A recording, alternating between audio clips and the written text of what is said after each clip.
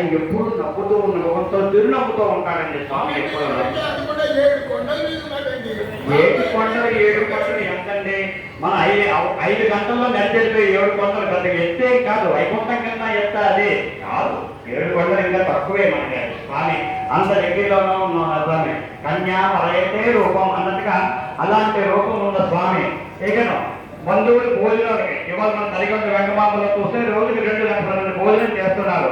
అంతకు మించి స్వామి ఇంకా బంధువులకు కావాల్సింది భోజన ప్రియుడు కాబట్టి భోజనాన్ని అంతులు మీరు ఎంతమంది రండి పెడతాను అంటూనే ఉన్నారు స్వామి.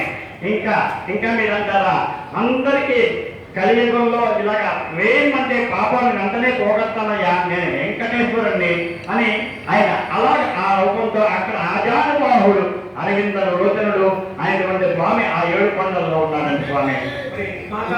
చెప్పండి ఆయన ఐశ్వర్యం మరి ఆయన చెప్పండి. మాతా విత్తం అంటే ఏంటి? తల్లి అనుకోకుంటే వాడు ధనవంతుడా కాదా, భూములు ఉన్నాయా లేదా అంటే ఆయన 7 కొండలు ఆయనవే, ప్రపంచం అంతా ఆయనదే. అంటే మీకు విత్తమా రోజుకి కొండలు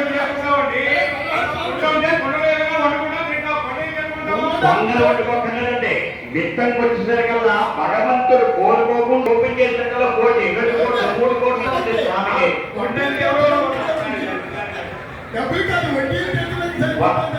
ఎంత వడ్డీ ఇచ్చినా ఎన్ని భోజనాలు పెట్టినా ఇంకా స్వామి దగ్గర అలాగ విత్తం అన్నది మరి ఇంకా సమస్య లేదు.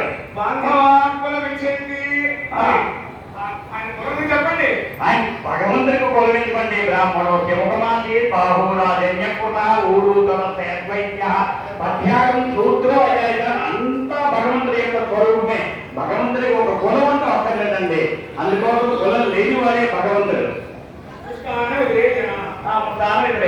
రోజుకు 1,000 లక్షల మంది భోజనాలు పెడుతున్నారు. చూడండి ప్రథమ వరస్య సుగుణ సంపన్నస్య కన్యాప్రదానం కర్తవ్యమితి మమ మనీషా వర్తతే. ఏతస్య పూర్వం వివాహో అస్తి వా